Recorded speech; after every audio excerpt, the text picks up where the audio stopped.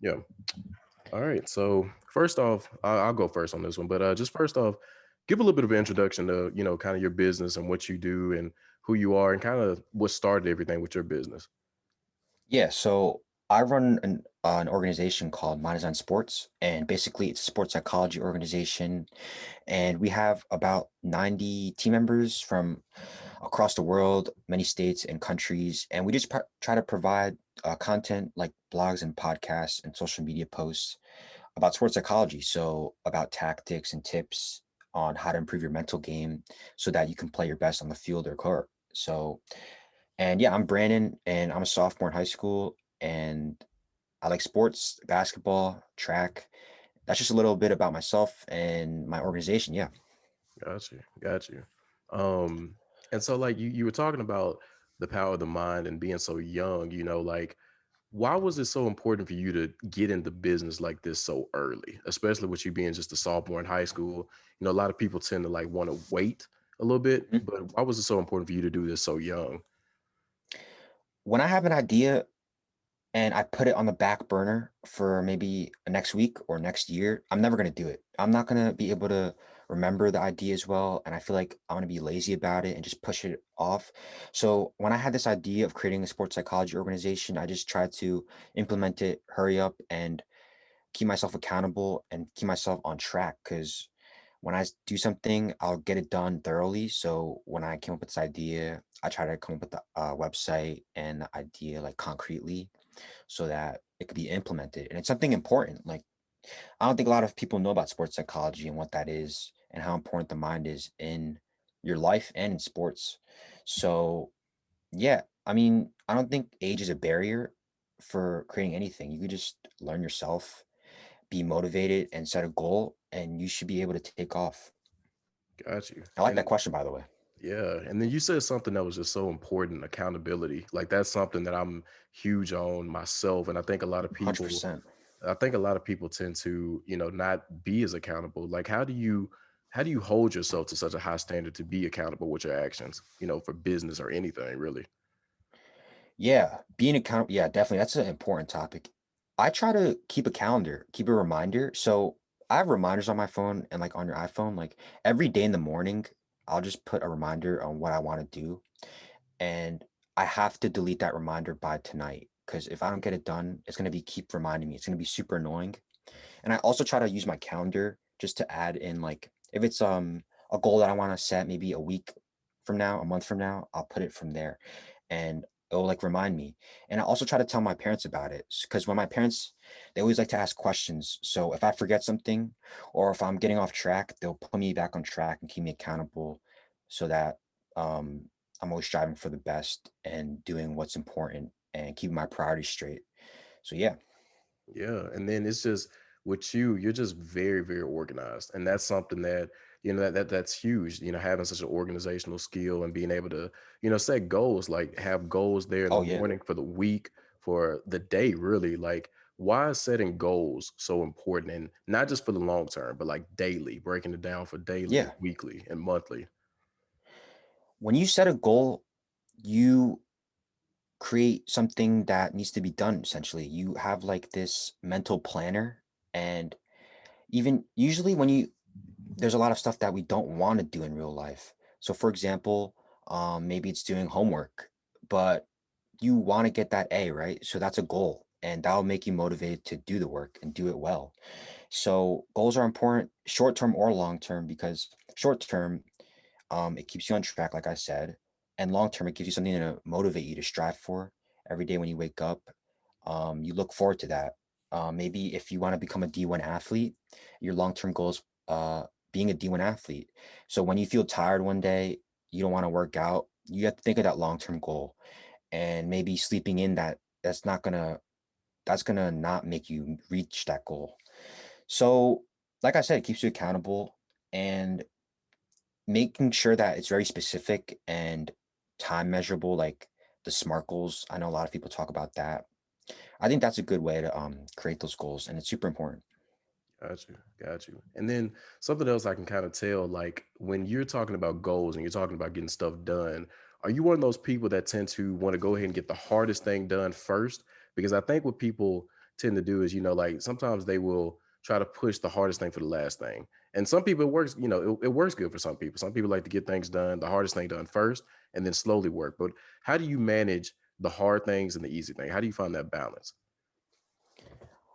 I know a lot of people that say like, yeah, get the hard things done first, but I don't like that because my thinking behind it is like, if I get all the easy stuff done first, I kind of have confidence and I'm on a roll. I'm doing everything well. And when I get to that hard task, I'm gonna have that motivation to do it. I already completed 10 easy tasks. Why can't I just do this one? I bet you all those 10 easy ones, they add up to be just as hard as this one. So um yeah, I like to do everything last. And my mom tells me like, oh, you should do the hardest thing just to get off your mind. But that's not the case for me. I just leave the hard thing for last because it doesn't really bother me. And yeah, I try to find the balance. What do you mean by finding the balance between the hard and the easy stuff? Well, I feel like some people, they like to push the easy for last. So what I mean by that is Yeah, yeah. like for me, if I when I do tasks, I like to go ahead and take care of the hardest thing first and Mhm. then save the kind of easy stuff for last. Cause I think you start to get complacent, because if you have too much easy stuff going, and again, it works for different people, but I think Yeah. if you do too many easy things, I think that you start kind of getting that mentality to kind of relax and relax and relax. And then when the hard thing comes, boom, you don't want to do it. So it's like, how do you have that balance of knowing, Okay, got taking it. care? Yeah. Yeah. When I define easy as something that is brainless, it can be done without using your brain a lot. Mm, Maybe it's like um accounting homework where you just copy and paste numbers from one spreadsheet to the other. I'll when I'm maybe if I'm super tired, I'll try to do the hard tasks first, just so that like in the end when I'm really tired at night, I could do that like copying pasting without thinking. But usually I have energy because I get good sleep and try to like exercise and all that. And yeah, I mean, I've never really thought about this question because I've never encountered that problem of like, oh, I'm becoming too complacent and easy tasks, easy homework problems, easy, I don't know, exercises even. mm. What about you? I'm curious now. Yeah, I think that it's just it's really just finding that balance. Like that's I keep Yeah, going yeah. to that because it's like I think complacency is just such a big thing for a lot of people. And if you can just find a balance of doing the hard, doing the easy, and just getting stuff done. Because again, that kind of leads to my other question for you is about the power of the mind. Because I think when you put your mind to certain things, whatever it is, starting a business, like you say, going to the gym, eating healthy, whatever it is, you have to have a strong mindset to really accomplish anything. And it starts really with, Absolutely.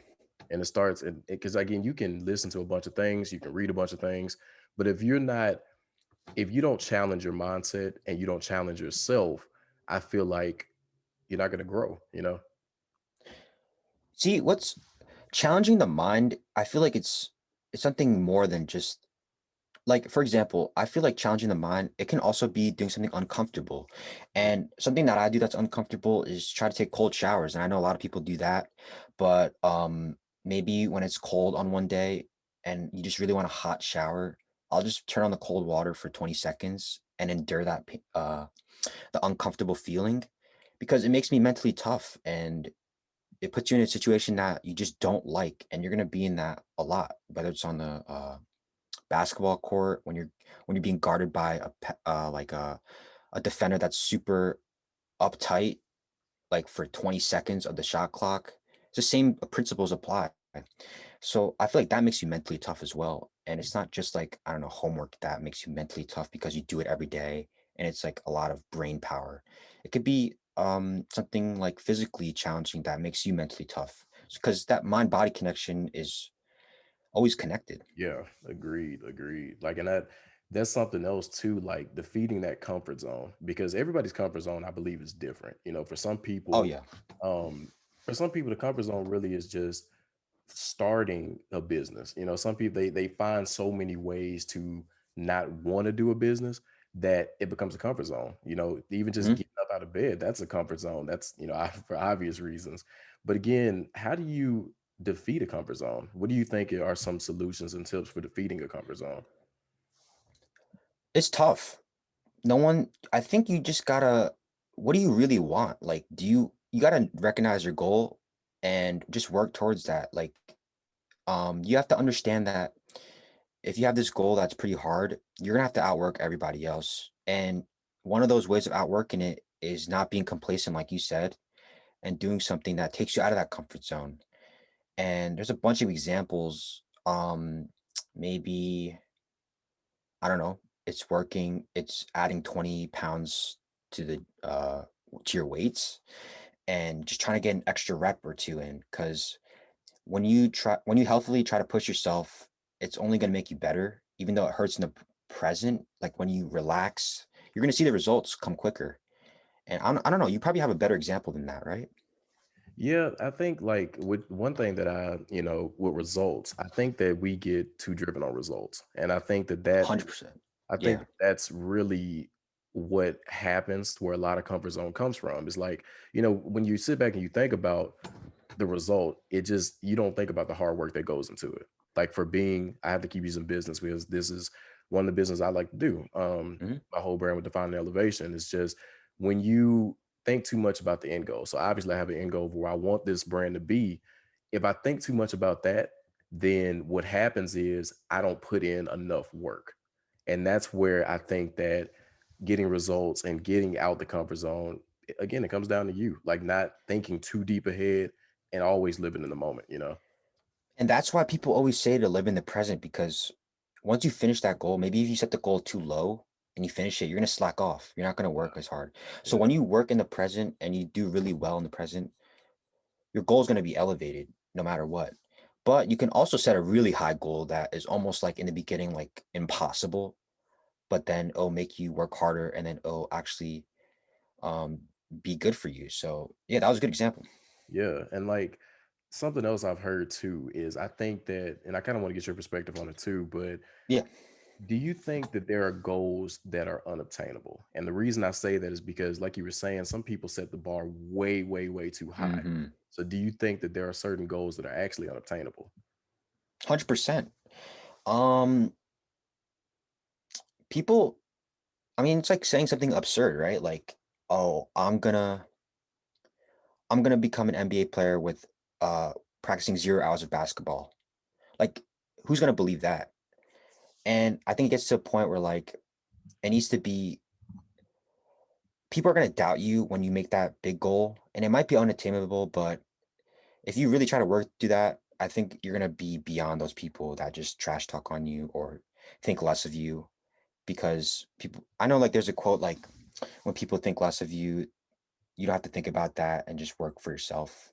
And yeah, I think some goals are really just unobtainable because they're just really out of the picture. It's like not, I don't think even maybe LeBron James can do it or Kobe Bryant can do it, Mm, type thing. yeah.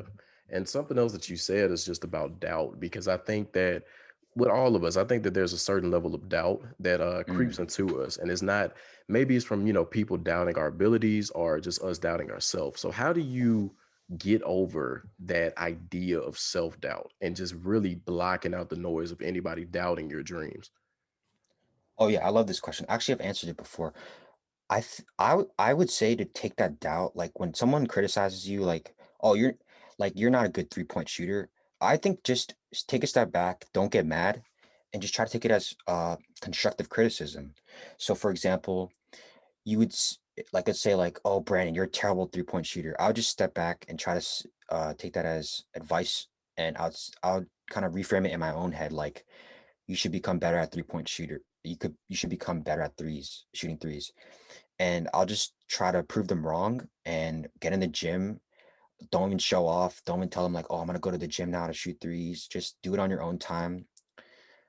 Grind by yourself, and then like your next game, just try to play naturally, and then you're gonna prove to them that you've been putting in the work, and that doubt's gonna go away. Like the doubt, you might doubt yourself in the beginning, but once you put in that work, they're not gonna doubt you anymore. You're not gonna doubt yourself. So I think just trying to frame criticism as that positive growth, that growth mindset, Yeah. that's good. Yeah. I'm about to say, I completely agree with you there because I think that that part to me is constructive criticism because I think Yeah. there's obviously going to be people that hate what you got going, and this is in any element of sports, business, whatever. There are going to be people that hate on what you got going for yourself. But if you can turn that hatred and make it constructive, I think that that's where you've got the edge. Because people, just going through a lot of different experiences, people literally, when they see you having success and whatever, that makes them so irritated. And you don't ever want to respond. Me personally, you don't want to respond directly to them. Just keep doing you. Yeah, they get jealous, and the jealousy turns into like anger, hatred, like you were talking about.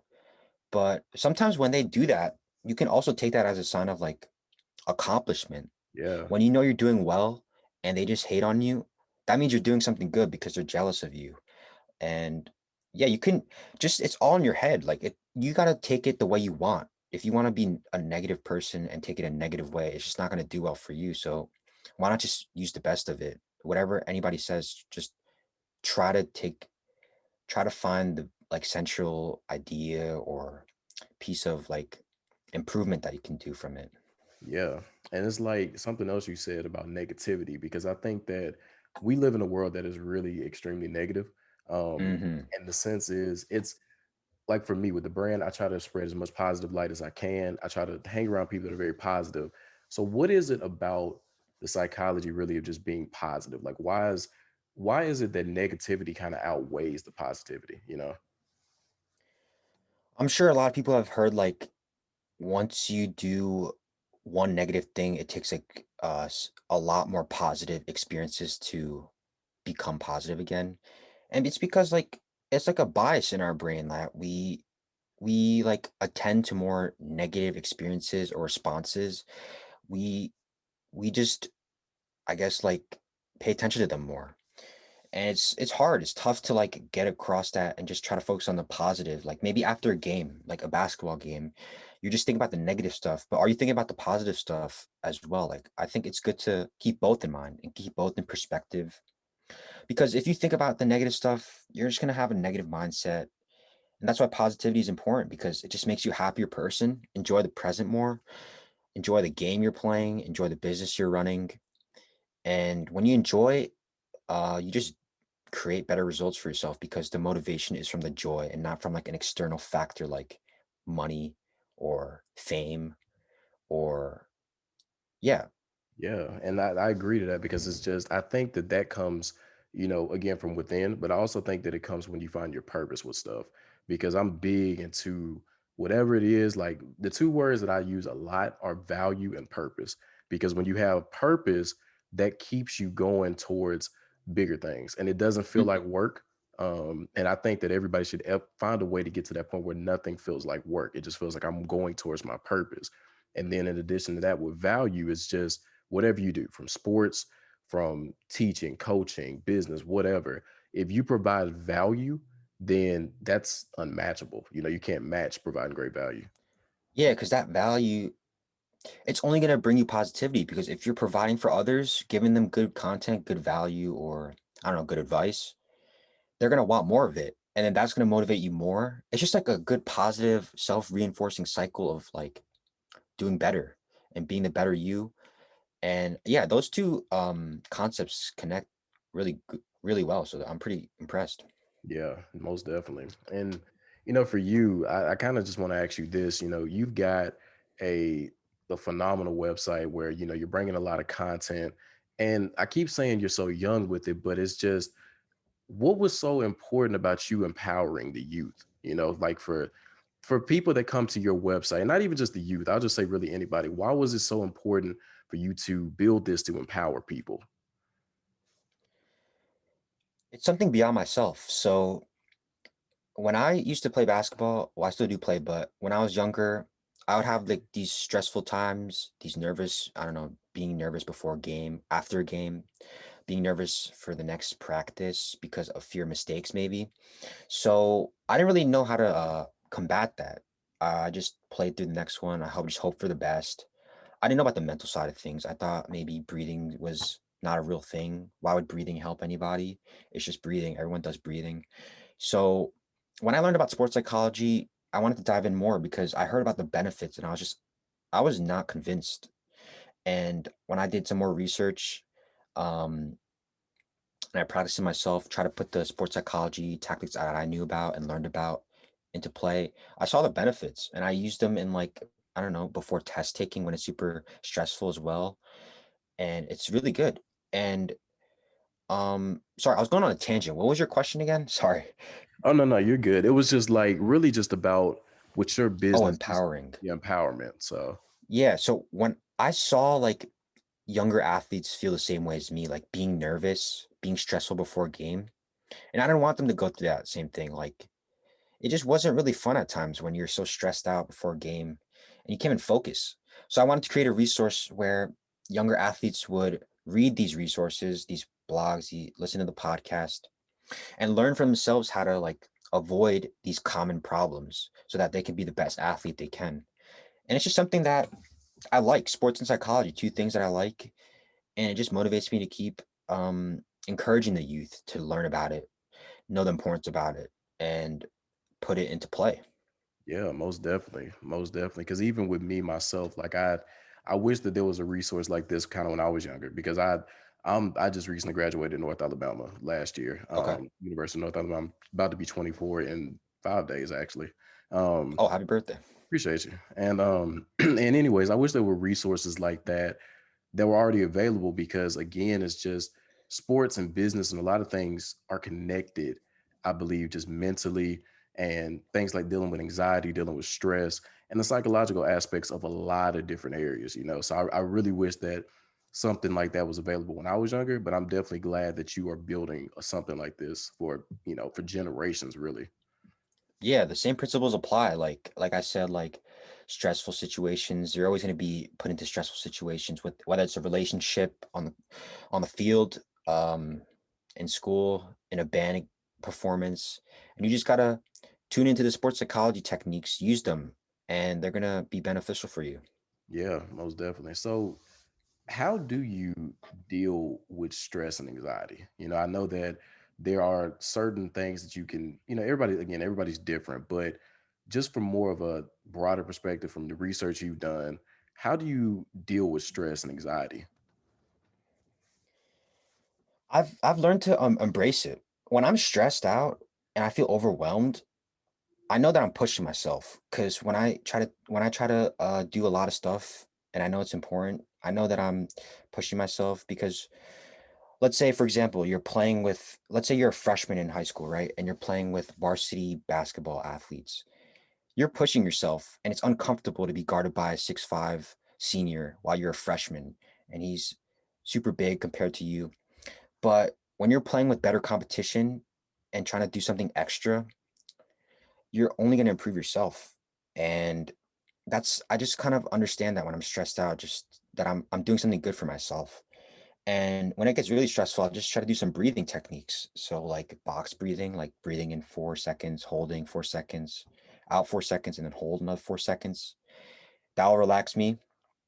Try to get some sleep and just try to stick to my regular routine, like exercising to just take a break from all this stuff. Listening to music, that's a big one for me because that just calms me down easily. Just put on one song for 2 minutes and I'll feel a lot less stressed. And yeah, just talking to my friends and just living life, honestly. Doing the stuff I like, mine is on sports, and yeah, Absolutely. Yeah, I agree 100% that, you know, in order to get rid of stress and, you know, minimize anxiety and things like that, you have to, you know, find different techniques like the breathing techniques and just really like one big thing that you absolutely said is live life. Because I think that oftentimes people, you know, we go through so many different things that we fail to just take the time out and really just live. Like, you know, take a vacation and do the yeah, things that yeah, you love to do, you know.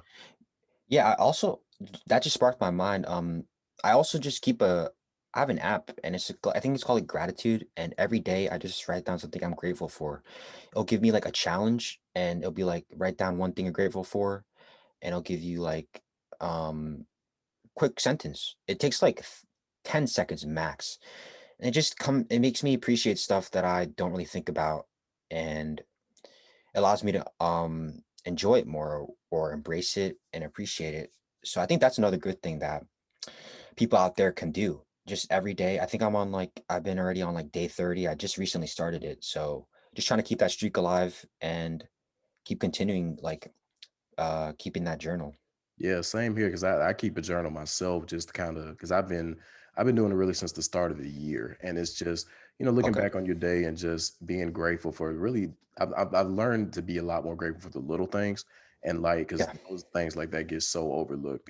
Obviously you want big name interviews, you want big things in business, big things in sports, but like sometimes you just got to realize to be grateful to even be doing this stuff. Mhm. Oh, So I 100% agree. Yeah. most definitely. So, just kind of transition to some of the things that you had for me. You Yeah. can go ahead and ask me some of the things that you had. So, Cool. Yeah, yeah. I scrolled through your podcast and I liked it. And I just want to ask you something similar for the first question, like what is rising elevation and what do you do? Oh, defining elevation, my bad.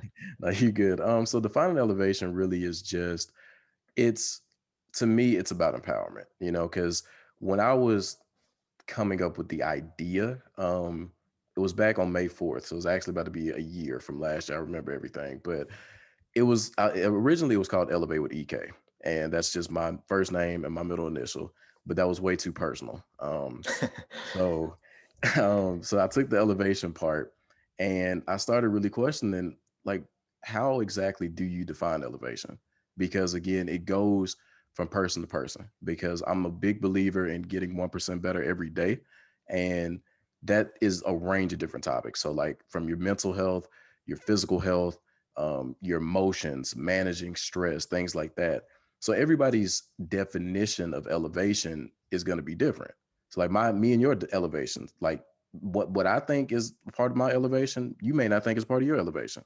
So it's really about really how do you define it? Like, and that's the ultimate question. So like when I bring on guests, it's like they tell stories and we talk about different things, and I do my own individual episodes, and it's just like we pick different topics, but like again, it's for each person. How do you define what you need to elevate in certain areas?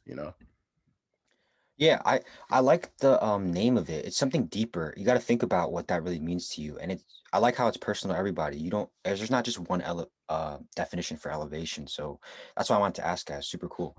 And yeah, I mean, do you want to highlight some of the I'm curious now, like what episodes that did you interview any cool guest speakers and maybe any cool stories you want to talk about? Yeah. So my last guest I had on was actually former NBA All-Star Allen Houston, and Oh wow. for the New York Knicks, and he was really really good because he got this. I got to see more of the human side of him because I think that when we see a lot of sports people and celebrities, entertainers, we kind of take away the human element because it's like we know what these guys are famous for. It's like Allen. People know him for being a basketball player, Hmm. but what is Allen like outside of basketball? And we got into a lot of different things. One thing that he really talked about was his brand called Fizzle, which is faith, integrity, sacrifice, leadership, and legacy. And those 5 words mean so much to him and his brand. So there was just being able to talk to him about the human side. I interviewed a girl from my city because I'm actually from Birmingham, Alabama, and her name was Tyler Grayson. And she's a celebrity, well, not celebrity photographer. She works with celebrities and she works with a lot of local people. Um, and so her journey is very inspiring too because one thing she talked about was career switching. And I think that to me, that's like trial and error. And so you have to go through different elements, I believe, like different journeys. So she did t-shirt designs. She worked at a trampoline spot. She worked at different spots, but each area she took something with her to be able to get to the level that she's at now. So now she's working with one person she works with now is the rapper Lil Boosie. She works Oh with him. wow. Yeah, so she works with him pretty frequently. But she also is very big on not forgetting local, um, like the local people in the city where we grew up. So those are probably two of my favorites. I also interviewed the Birmingham mayor, Mayor Randall Woodfin, and I also interviewed Alan's dad, Mr. Wade Houston, who has an incredible story himself. And I also interviewed a girl named Nia Minreverville. She's a young entrepreneur out of New York, and she does hair. She has her own hair products. Oh wow, that's super impressive. Cool. Wait, so I know you said you talked about how like that girl, she did a lot of trial and error and learned a lot of stuff on the way. Mhm. Can you answer that question for yourself? Like, what have you learned on the way of your life and how you've done maybe being an athlete and being an entrepreneur yourself, how that's taught you some lessons? Yeah, I think that really, in my personal opinion, everything's a lesson. So I'll give you this example. So when I was in college, I started off, I wanted to be a psychiatrist. That was what I wanted to do. I wanted to be a psychiatrist. Um and that quickly changed because it wasn't that I knew I couldn't do the work. I knew I could do the work. It was just like your passion starts changing because I start thinking to myself, like, I love doing this, but do I want to stick with this my entire career? So I've Mhm. always been a fan of sports. Basketball is my first love. And I ended up wanting to become a sports journalist. And I did sports journalism at UNA for 2.5 years. I was the sports editor. And after I graduated college, the whole COVID situation happened. Like when it first started coming. I know we're still going through it.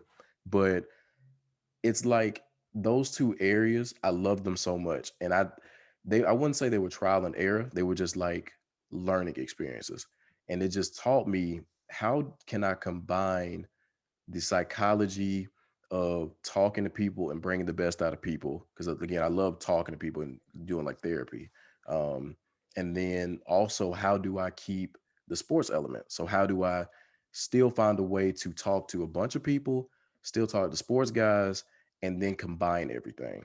So really taking those experiences and then combining them to define an elevation, it's like stepping stones. So it's just like you go from one spot, move up to another, and then you just take little bits and pieces of everything to get to where you are. Yeah, I like that idea of combining two unique interests because it gives you something like something different. It's not something just like everyone knows about. It's two of your specific interests, your personal interest. And yeah, I kind of connect with that because I like sports and psychology. That's why I did the mind design sports psychology focus. So yeah, that was definitely cool. Yeah. And wait, so did you play basketball like when you were Yeah. in So I college? played I played back in high school. I'm only about 6 feet. So and my school actually ironically, we were a 1A school. So down here in Alabama, that's pretty much the smallest division. Um, Oh, okay. so I played the shooting guard, small forward position. I was really a shooter. Played from the time I was, I think, 5 years old, all the way up until the time I graduated. When I went to UNA as a freshman, I was still in the gym pretty much every day. I still go play occasionally now, just for the cardio part of it. Play baseball as well, and played a little bit of soccer. So Okay, nice. How was your sports experience in high school and a little bit in college built you? How is it, I don't know, maybe created your character, your competitiveness, your resourcefulness, and maybe how is it even connected with being an entrepreneur? I think that sports teaches you a lot of discipline, because it teaches you one of the biggest thing that sports will for anybody that's played, it teaches you really how to show up. Because again, when you got practice at certain times, when you got games at certain times, you have to show up early. You if you want to be good at something, you can't just show up 5 minutes before the game. You can't just show up 5 minutes before practice. Um, it also teaches you teamwork as well because I'm I'm kind of a social guy in the sense where a lot of people have trusted me and I will never turn on people's trust. And in basketball or any sport, really, you got to have trust. You got to have teamwork. So trust, discipline, um, trust is huge because again, like with any team, if you don't trust each other, you guys are not going to perform well. That's just the truth. Like you can do whatever you can, and you've got a lot of individuals, they may start doing their own individual thing, but if a team doesn't come together, then you don't have trust in each other, and that's something you take as well with business because I hope to continue to expand to find an elevation down the road. And I've got some people who I've got some good ideas with, but it's really sports and entrepreneurship. They're really connected with a lot of discipline and a lot of trust factors, depending on what area of business you go in. But I would for sure say discipline. Cool. Yeah, discipline's important, definitely. Like you said, like showing up to practice when you don't want to or when you're busy. You have to. You're part of a team and you're committed to it. So You got to be there for your teammates and your coach and the team overall. So, can you talk about? I think you hit on this before, in one of your prior answers. You talked about like the intersection of being a good person. How does that connect with being a good athlete? Like, for example, do you think being a good person socially will help you be a good athlete on the court, or do those things not connect? I think they do because I think your character is so important because yeah, we're all sports people. You're going to talk a little noise, but character is very big. One book I'm reading now is called Success is a Choice by Rick Pitino. Yeah, that I'm pretty sure you know who Rick Pitino is. But anyways, um I do believe just from some of the things that he was talking about, he was always talking about in the book about having positive energy and just being a positive and good person. And even though he coached those guys so hard, um, he knew his players knew that he was a good person and he knew he only wanted the best for him. And it's just like when you've got good energy and you're a good person, I think that your character just shines. People like even if with certain players and things like that, they're well respected. Like for instance, like a guy like LeBron. Um, Mhm. he plays hard every night. Every once in a while you'll see him talk some noise, but he's so well respected because of the fact that he's a good person. He really and truly is. Like you look at the works that he does outside the court, for the most part, you don't really see LeBron running up the guy's face and getting and yelling, doing this and this. It's casual trash talk, but at the end of the day, it's like they respect LeBron because they know, hey, this guy he's a good guy. Like he on the court, he's a good person. Off the court, he's a good person. So I do think being a good person and having just positive energy is so well connected with being a good sports guy. Yeah, I agree with that. Great answer. I was scrolling through your website and I saw that you're a photographer. Is that correct? Yeah, I do a little bit of photography too. How does kind of a similar question? How does being a photographer, uh, I can guess maybe how does being a good photographer help an athlete, or maybe how has it um, provided you with some insights in life generally? Photography really is just it's more about the art of it because I think that with just any art that you do, like photography and sports, is just it's about really just doing the best that you can. Like so. Anytime I do photos, anytime I do video, you always want to give it your all. It's just kind of the same thing as being an athlete. It's whatever you want to do. Just set your mind forward to doing the best that you can, and really, again, providing value and making it the best to your ability. Really, so they're connected in a way, in the sense of just the mindset of doing the best you can, if you kind of get what I'm saying there. Yeah, 100%.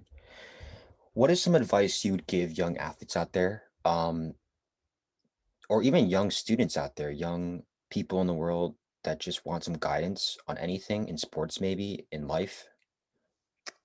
Definitely always chase your dreams, and understand that every single day is a learning experience. The good days, the bad days, the ups and downs, whatever. You have to understand that life is a learning experience. And I know I'm only 24 years old, but if you take life that way, you're gonna learn a lot more than taking it in a negative way. So like again, with the ups and downs, nobody's had a perfect week where everything was just positive. Like, yeah, even if the most crazy stuff happens, you may win the lottery, you may hit a game winning shot, you may, I don't know, the girl that you've had a crush on for years, the guy you've had a crush on for years finally starts talking to you. Like at some point, something down is gonna happen. And you got to realize that, it's just like every day is a learning experience for you to get better. So if you understand that, I think you're setting yourself up for great living. In the sense of, again, I'll go back to it. I'm so big on getting 1% better because same thing I was talking to Allen Houston about, Mr. Allen, is compound interest. Because again, if you get 1% better at whatever it is every single day, you're going to get so much better, so much quicker than trying to get 100% better in one day. Because if you try to get 100% better in every single thing in one day, you're going to wear yourself out. So again, you may get 100% better in one day, but the next day you may drop 50%. But if you do it one step at a time, 1% at a time, you're setting yourself up for great living. Yeah, 1% every day, it's really good because it like shows how consistent practice, consistent work, consistent grinding provides good results. What does 1% better look like? What does that mean? How can you know that you're getting 1% better? Really holding yourself accountable, like, and I think that they're connected in this sense that if you are getting 1% better, so let's say I'll use the gym example. So let's say you go to the gym. I'll use me. So kind of embarrassing moment, but about 5 months ago, I could barely, I kid you not, I could barely lift 35 on both. So what is that? Seven? Yeah, I could barely lift 115. So that's literally the bar and 35s on both sides. Barely could do it. Like I had one of my homeboys and he used to go to the gym with me before he started going because he went off to play college ball. But we used to go in the gym every day and I could barely get it. I would keep trying and trying. And so eventually he left and I had a choice. I could literally just sit there and wait for him to get back, or I could try to go to the gym myself. And one book I highly recommend to anybody is Atomic Habits by James Clear. And he told a story in there about a guy who literally he would just go to the gym every single day and he showed up. Even if he went in there for 1 minute. And there was sometimes he literally went in there for 1 minute, got on one thing, and he left. Like legit. It's just showing up every day. And that's really what 1% better is. And so again, with my story, I had to literally show up every day. I couldn't just wait on my friend. And now I'm comfortably at 195. And so that was just, after months of continuing to show up every single day. So it was really just holding yourself accountable to whatever area it is and knowing that it's really a marathon. It's not a sprint.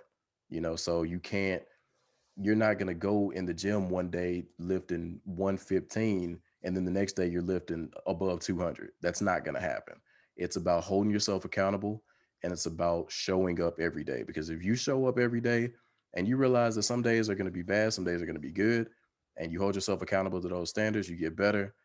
That to me is what getting 1% better is, just holding yourself accountable and staying consistent. Yeah, you gave an example of being 1% better physically.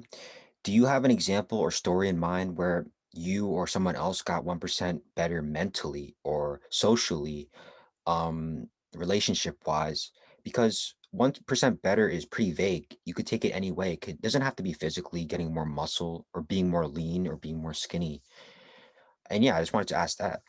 Yeah, even with the brand, define elevation, it's the mental aspect of it is. So I reach out to a lot of people. And for every 10, I'll just put it like this, for every 10 no's, there's always going to be a yes somewhere. So it's literally telling yourself mentally, I've got to keep going through this. Like I have to keep sending emails, no matter if you're getting rejected, no matter if they're opening and not replying, no matter if you're DMing people and it says seen and they just keep on going about their business. You just have to understand mentally that for every no, you're gonna get a yes. So it's just like in that example, it's really just, you know, continue to fight through it. That's the best way I can say it. Like mentally, because a lot of people tend to give up after one no, and you can't give up after one no. Think about anything like buildings and stuff. You look around, you see all these new buildings. They don't make it in one day. It takes time to do it. So it's the same thing mentally. It's just you have to keep finding ways to challenge yourself, and you have to keep finding ways to know that hey, for every no, there's going to be a yes. You know. Yeah, I totally feel you because me and my team, we always reach out to guest speakers trying to get good guests on our podcast as well. And you know the struggle.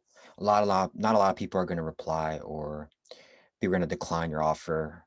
But yeah, you got to be persistent about it and keep going and keep reaching out and don't let it affect your head. Yeah. And um, another question I had is just what are some challenges you're facing right now and how are you going about them? Really just honestly, sometimes it's support because it's like, you have a really good guest and sometimes they don't share stuff. That Mm, that's a mental gap too, because it's like you put in a lot of work. You know, for me, I pretty much I solo pretty much everything from audio, from editing, from getting guests, and it's just like the challenges now sometimes are just staying up. You know, and I'm a very positive person. It takes a lot to bring me down, but mentally sometimes it is tough. It is a challenge when people don't share your stuff, and it's just like it's okay. You know, you at the end of the day you keep your energy good. And you know that again, same thing for every person that doesn't share, somebody wants to share, somebody's learning. And when I started this brand, it was all about if one person looks at my brand and they see or they take something from the podcast, from the writing, whatever it is, if they take that and they get better themselves and they enjoy it, shoot, I'm doing my job. And Yeah, those little challenges like that can be tough, but that's pretty much the only challenge. Just staying consistent sometimes, and just you get a little beat up when some people don't share stuff, but it's okay. You keep going because the end goal is much greater. that's great. That's a great answer. My last question would be, what is the first quote that comes to mind, and maybe even just your favorite quote, and why you like it so much? So I I was thinking about that, and I really, to be completely honest, I don't have a favorite quote, but I can give you my three favorite words. Okay. In the sense of, so these are the three things that guide me every single day. If I see quotes about them, I listen to it, or if I see somebody talk about it, that's it. But the three things I kind of use every single day that kind of represent being a favorite quote is accountability, discipline, ownership. Because accountability, again, you got to hold yourself accountable, whatever it is in business, sports, and just for yourself personally. If you're struggling with something, be accountable with yourself, be open and honest about it. Um, that's holding yourself accountable. Discipline is the sense of showing up. Like you have to be disciplined in whatever area it is to know that I'm going to show up every single day. I'm going to give my 100% effort, and you live with the results. And ownership is so key to me because, you know, really defining elevation is a brand for the general, but I love saying that I created something that I can bring value to people. And to me, that's ownership. It's just like when you ownership over your life, ownership over your business, because it's something that people can't take away from you. Like at the end of the day, people, if somebody takes, a clip from what I say and they share it somewhere, I still can say, hey, I said that. That's pretty cool. I brought that value. They found value in what I had to say and they shared it. So at the end of the day, it's like having ownership of something like a business or a brand. It's so cool to me because it's like it's something that I created, and it's not putting me into anything, but it's just like it's cool to say that I have something that nobody can take away from me. Yeah, that ownership, that's interesting because it sounds like pride. When you take pride in your work and you appreciate what you're doing and the impact you're making. I like Yeah, that one. yeah, because it's So, yeah, like yeah, for go me, ahead. it's just with the pride thing, it's just so I've been really on a personal journey for the past like year and a half of just really understanding myself and really understanding my purpose in the world. So I take a lot of pride in this business. I take a lot of pride in taking time to make interview questions. I just take a lot of pride in what I do because it's part of my purpose and it's connected to the ownership. Errol, thanks so much for having me on your podcast and answering my questions. I personally learned a lot, some good Absolutely. valuable lessons. Same So, here. Same here, yeah, I man. appreciate that, man. And keep in touch. Good luck with defining elevation. I'm gonna be keep listening to your podcasts, and hopefully I can support you more. Yeah, absolutely. Same here. I appreciate you for having me as a guest. I think it was a great conversation. I really and truly do because I learned a lot. I'll tell you this much: don't let your age, don't let anybody stop you from doing what you want to do. Because again, you're gonna have people saying, "Oh, he's too young to be doing this." You got a vision, you got a purpose. I can tell that you literally are gonna go places with it because I know that what you're doing is again bringing value. You're bringing value not only to youth, but you're bringing value to people that are going to see it at any age. And that's Mhm. something that I can definitely sound proud of you on that. I know we just met for real, but just keep going for real. Yeah, appreciate it. I definitely will.